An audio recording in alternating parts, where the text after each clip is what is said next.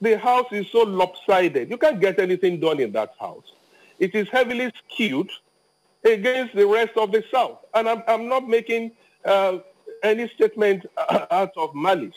It is out of the truth. We all know how the representation stands between the North and the South.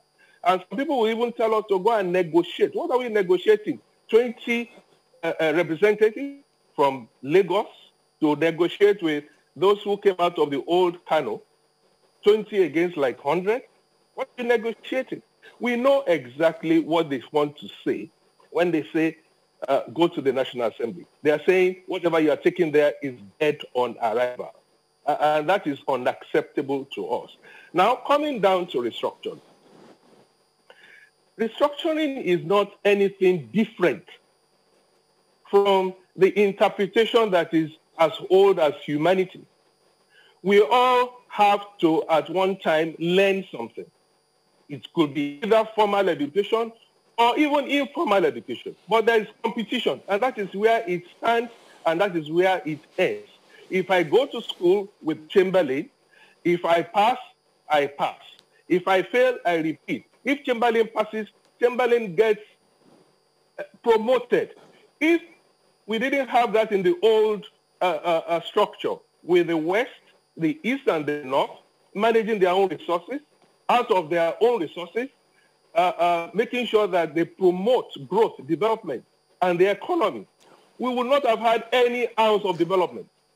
And like I said to the representative from the National Assembly the other time, could anyone compare the kind of growth when we had in the structure that actually was truly federal with what we have now? If I have a farm and Chamberlain has a farm, there's going to be a perimeter. Within the farm, let me work on my land and bring out my resources. You work on your own land and bring out your own resources. Sell your wares, I sell mine. I make my money, you make yours. That is competition. But where a student is given a double promotion and just given anything that comes with gratis, without merit, and you expect that you will take it, that's exactly what is happening in this country. How can some people be responsible for so much and they're getting so little? How can we have mediocrity over meritocracy? The restructuring of this country is not a magic thing. It is simply going back to everything that will make a nation state to work. But if they do not want, like the adage says, a peaceful transition, a peaceful change possible, then let them be prepared for something else. Because it's not just going to happen that we are all going to roll over and die because federal government says that they are not going to be susceptible, they are not going to be looking at restructuring. Which government will say that?